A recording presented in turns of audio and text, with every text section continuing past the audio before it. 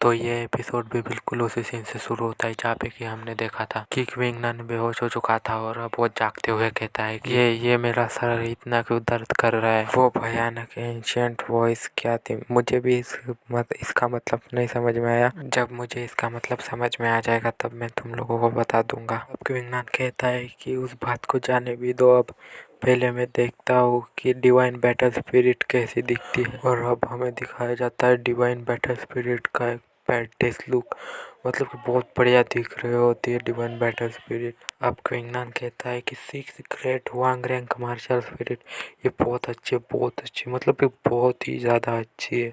सच में मैंने जितना इससे उम्मीद लगा के रखी थी ये उससे भी ज़्यादा अच्छी निकल गई। तो इसलिए मुझे लगता है कि सबसे पहले मुझे टेस्ट करना चाहिए कि इसका मेरे कल्टीवेशन के ऊपर क्या इफ़ेक्ट पड़ता है। और ऐसा कहने के बाद क्विंगनन कल्टीवेशन करने लग जाता है और कल्टीवेशन करते हुए कहता है कि क्या ही तो कल्टीवेशन स्पीड है, एकदम पाप लेवल। ये कल्टीवेशन स्पीड 10 टाइम फास्टर है first great Huang rank martial spirit से। और फिर 2 घंटे बाद का सीन दिखाया जाता है जहाँ पर कि क्विंगनन कह रहा होता है कि बस 3 घंटों तक कल्टीवेशन करने के बाद एक्चुअल में मैं इतना एबल हो चुका हूँ कि मैं बॉडी टेम्परिंग रिलम के फर्स्ट लेयर को ब्रेक थ्रू कर चुका हूँ। डिवाइन बैटल स्पिरिट का तो कोई मैच ही नहीं है। क्विंगनन अपने पीछे डिवाइन बैटल स्पिरिट को देखते हुए कहता है कि डिवाइन बैटल स्पिरिट के साथ अब एक मार्शल आर्ट का एक्सपर्ट बनने का मेरा सपना और सपना नहीं रहेगा। और अब हमें क्विंगनन का घर दिखाया जाता है जहाँ पर कि कोई मेड क्विंगनन के रूम का गेट ओपन करते हुए आ रही होती है और कहते हैं कि यंग मास्टर मैं आपके लिए आपके इस महीने के रिसोर्सेज को लेकर आ गई हूँ।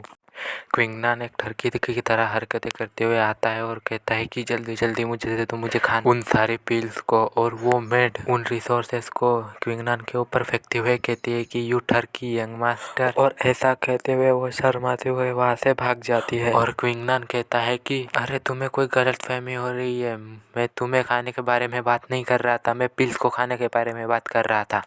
और अब क्विंगनन उस मेड के वहाँ से भाग जाने के बाद में अजीबोगरीब चेहरा बनाने लग जाता है। और क्विंगनन उन पिल्स की बोतल को ओपन करते हुए अपने हाथ पे लेकर कहता है कि ये तो बहुत ज़्यादा है। बॉडी टेम्परिंग पिल उन लोगों के लिए एक अनएक्सपेक्टेड ट्रेजर है जो लोग बॉडी टेम्परिंग रिलम में है। और क्वीन क्लैन के डिसिपल्स को हर महीने ऐसी ही एक पिल दी जाती है। और क्विंगनन कहता है कि डोंट वरी फादर, मैं आपको डिसअपॉइंट नहीं करूँगा।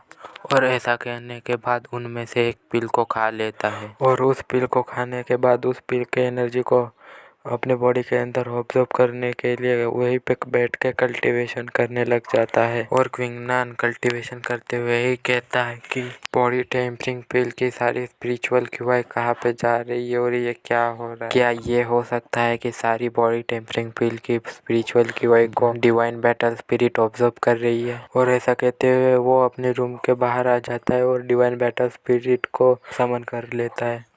और वो डिवाइन बैटल स्पिरिट को समन कर लेने के बाद कुछ बॉडी टेम्परिंग पिल्स को खा लेता है। ऐसे कैसे हो सकता है कि डिवाइन बैटल स्पिरिट सारी बॉडी टेम्परिंग पिल्स की एनर्जी को ऑब्जर्व कर रही है।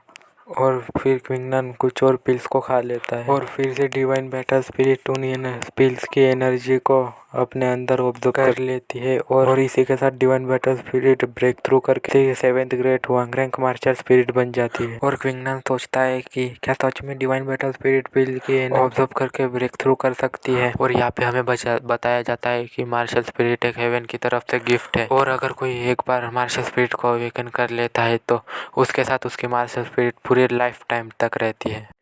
और क्विंगनन सोचता है कि डिवाइन बैटल स्पिरिट पिल्स की एनर्जी को ऑब्जर्व करके लेवल अप कर सकती है। तो क्या इसका मतलब ये नहीं है कि मेरे पास अगर इनफ पिल्स होंगी तो मैं डिवाइन बैटल स्पिरिट को बार बार लेवल अप कर सकता हूँ। और फिर बाद में वो खुद को ही शांत कराने लग जाता है। शांत करा ही रहा होता है कि तभी कोई पीछे से उसके हाउस का गेट तोड़ देता है। और ये क्विंगनन का गेट तोड़ने के बाद कहता है कि क्विंगनन जल्दी से अपनी ऐसे यहाँ पर लेके रहा, वरना तुम मुझे इम्पोलाइट होने के लिए ब्लेम नहीं कर सकते।